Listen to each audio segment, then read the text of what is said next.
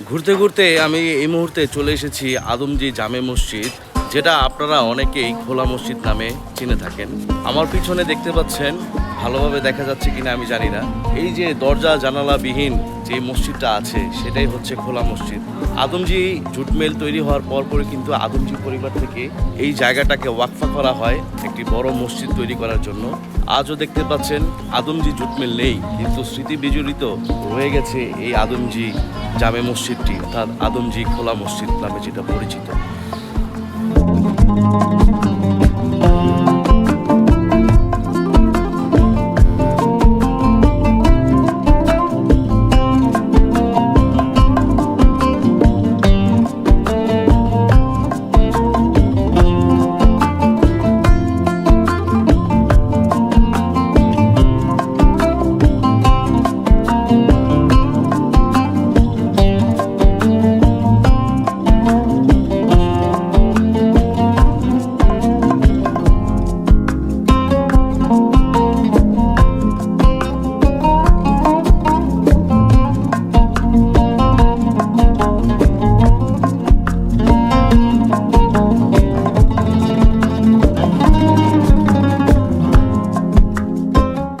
এই যে দেখতে পাচ্ছেন বাচ্চারা এখানে গোসল করতেছে, যে পুকুরটা, এটাও কিন্তু আদমজি জুট মিলের পুকুর।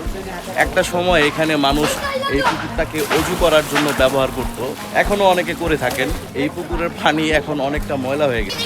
এই পুকুরটা কিন্তু একসময় অনেক স্বচ্ছ ছিল, আর এই পুকুরের পানিকে অনেকে একসময় পবিত্র মনে করত। অনেক ধরনের রোগ ব্যাধি সারার জন্য এই পুকুরের পানি অনেক ইউজ করতো, যার যার ভক্তির ব্যাপার। কিন্তু দেখেন এই পুকুরটা অনেকটা ছোট হয়ে গেছে, আগে অনেকটা বড় ছিল আর ময়লা হয়ে গেছে। এই পুকুরের সংস্কার করা অনেক বেশি জরুরি।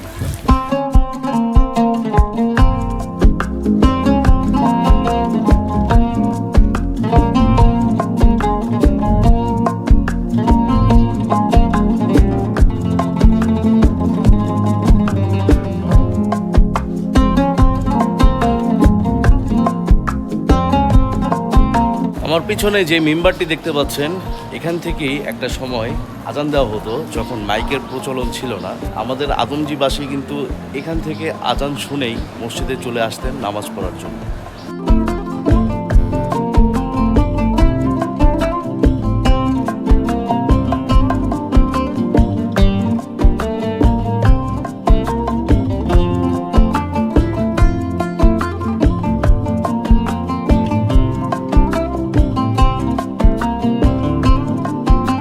কি আজব না, একটা মসজিদ যেখানে কোনো ধরনের দরজা বা জানালা নাই। এটাই আমাদের আদমজির ঐতিহ্য। আশা করি ভিডিওটি আপনাদের অনেক ভালো লেগেছে, আর ভালো লাগলে অবশ্যই লাইক, কমেন্ট এবং শেয়ার করতে ভুলবেন না। আর আমার প্রোফাইলে নতুন হলে অবশ্যই ফলো করে দিবেন এমন সুন্দর সুন্দর ভিডিও পাওয়ার জন্য।